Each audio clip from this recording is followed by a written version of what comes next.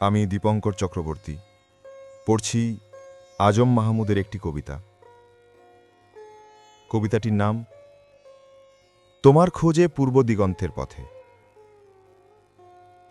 একটু বেশি অন্ধকার রাতে পূর্ব আকাশের একটি তারা একটু বেশি জ্বলজ্বল করে জ্বলে। ঠিক করেছি আজ রাতে আমি ওর খুব কাছে চলে যাব।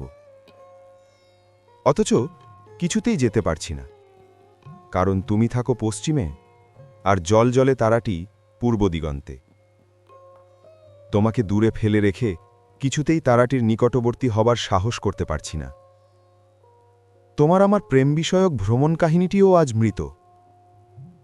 ফলে তোমাকে নিয়ে তারাটির কাছে চলে যাব, সেই রাস্তাও খোলা নেই।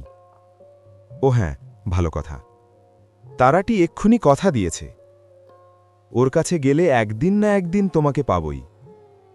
তোমাকে পাওয়ার জন্য আমি পূর্ব পশ্চিম কবে ভেবেছিলাম, তাই পশ্চিমকে পিছনে রেখে আমি উড়ে যাচ্ছি পূর্ব দিগন্তের পথে।